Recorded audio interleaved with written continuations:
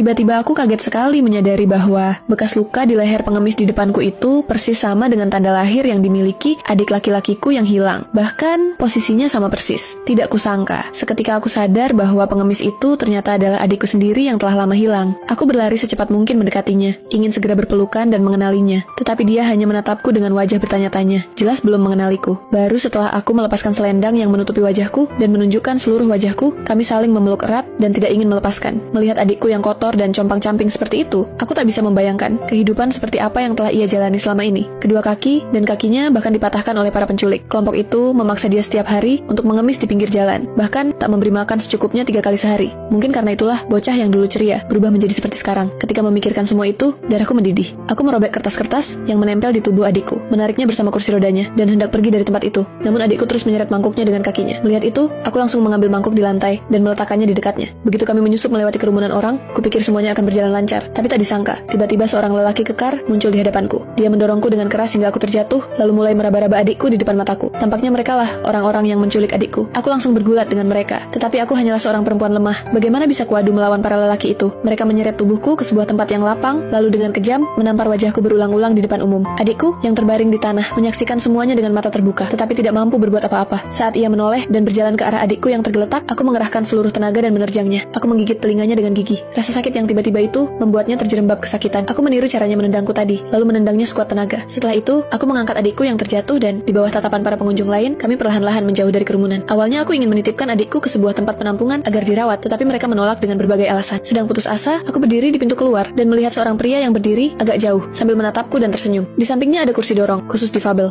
Aku tidak mengerti apa maksudnya. Aku tidak mengenal pria itu. Lalu kenapa ia berdiri di sana dengan kursi dorong menunggui kami? Kemudian aku mendorong adikku menuju stasiun kereta untuk pulang ke kampung halaman. Tapi kulihat waktu tinggal 5 menit lagi sebelum kereta berangkat. Jika kami tetap antri seperti ini, kami pasti tak sempat naik. Aku pun membuat keputusan nekat, menerobos dari tengah antrean. Petugas tiket melihatku, seorang perempuan lemah yang menggendong adik difabel, lalu membuka pintu dan mempersilakan kami lewat. Kupikir semuanya akan berjalan mulus seperti yang kuharap. Namun saat aku hampir masuk, petugas itu menutup pintu dengan cepat sehingga aku tertinggal di luar. Pada saat genting itu, seorang pria berpakaian seragam polisi kebetulan muncul di belakangku dan berkata, Mas, tolong bantu buka pintunya. Keretanya akan berangkat. Kalau sekarang kami masuk, masih sempat. Ini tiket kita. Kamu harus dengar pengumuman. Kalau petugas berhenti melakukan pemeriksaan, kita tak bisa masuk lagi. Itu peraturan. Aku lalu merogoh saku dan memasukkan semua uang yang kumiliki ke tangannya. Baru setelah itu, dia setuju mengantarku lewat jalur hijau. Aku berjalan di belakangnya, dan karena aku terlihat kepayahan mendorong adikku, dia bahkan baik hati membantu mengangkat barang bawaan kami. Awalnya aku pikir aku benar-benar bertemu orang baik, tapi kemudian kupegang kenyataan pahit. Ternyata dia adalah penipu. Kami susah payah menaiki tangga stasiun, dan aku memanggil-manggil pria itu berulang kali, tapi suaranya tak kunjung muncul. Kereta hampir berangkat. Aku lalu menghamburkan seluruh tenaga menendang pagar pembatas pintu, berteriak, "Apa yang kalian lakukan? Buka pintunya. Kami sudah bayar."